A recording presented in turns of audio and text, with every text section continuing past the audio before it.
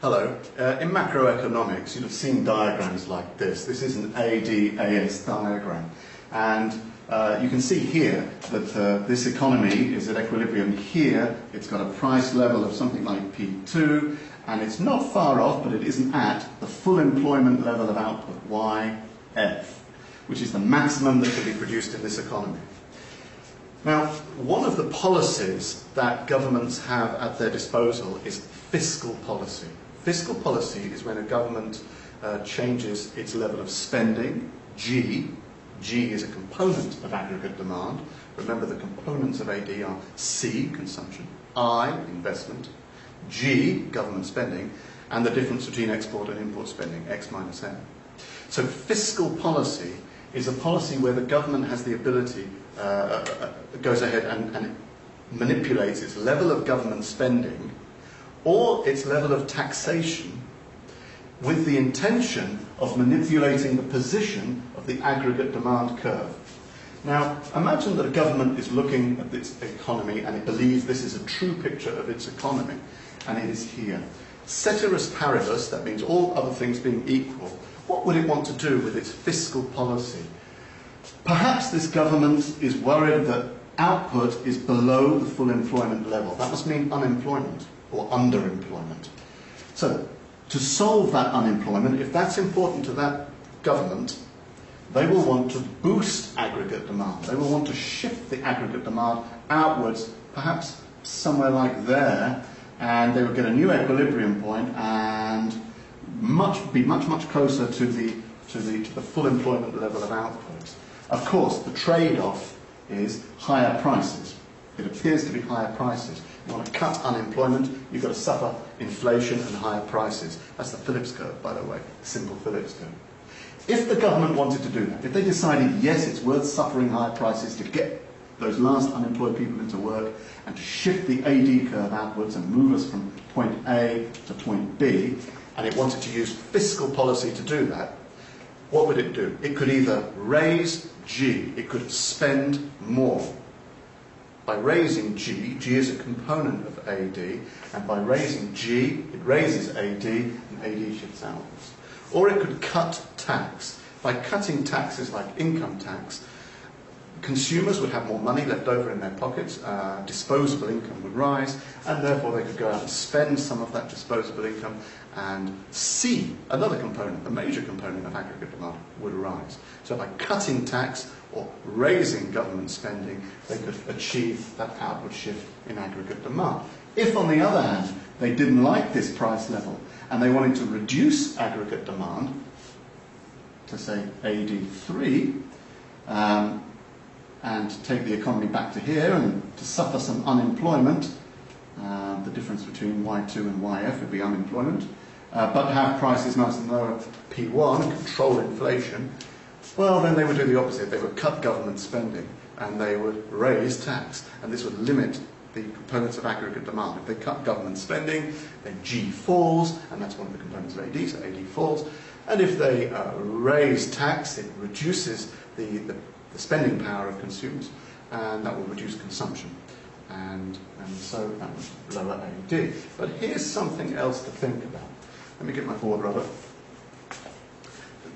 I want to look briefly at the multiplier effect, because the multiplier effect is this.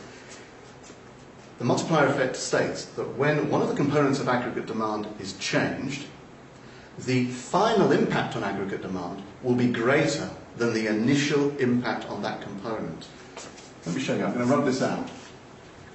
We said that aggregate demand, AD, is C and I and G and X minus M.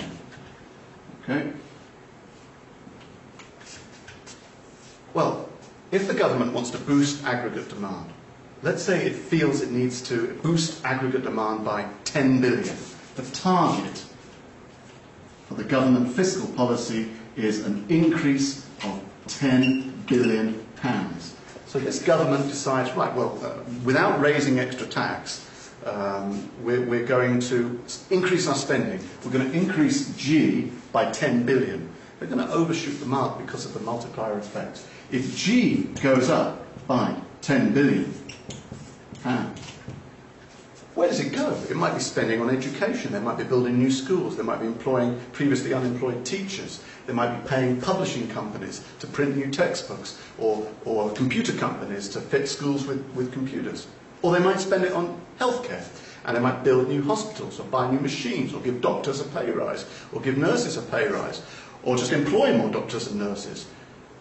Wherever they spend the 10 billion, it doesn't stop there.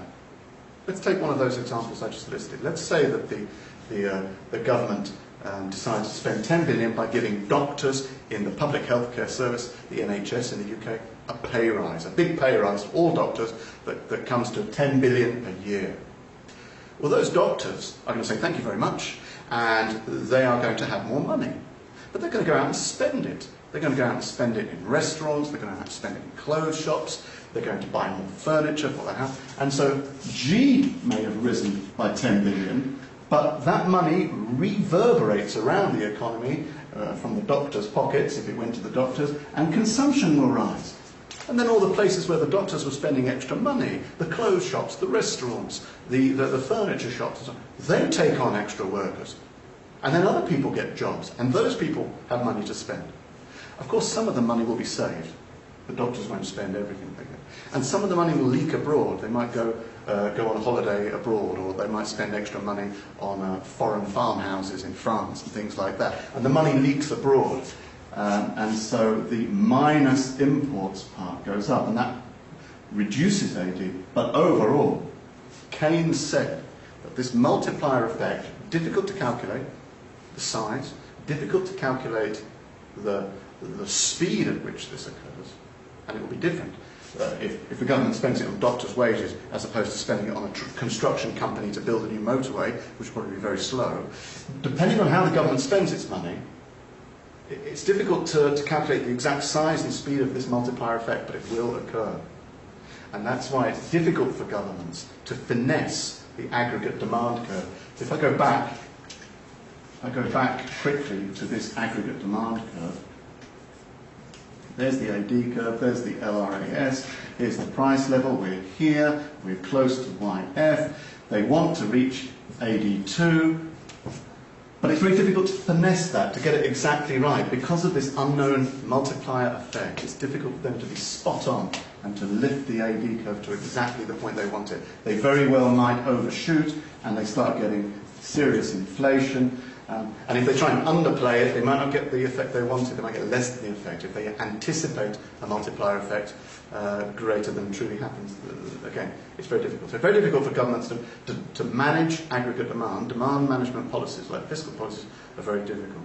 Now, I looked at the case where they're trying to raise G. I didn't talk so much about them cutting tax, but the same thing occurs. Very difficult to estimate when you leave people with more money in their pockets because you cut tax, how much of that they'll spend, how much of it will stay in the economy, how much of it will reverberate around the economy, how quickly that will happen. It's all very, very inaccurate, and therefore demand management policies, such as fiscal policy, by governments is extremely imprecise. Okay, some ideas about fiscal policy and the multiplier effect for you.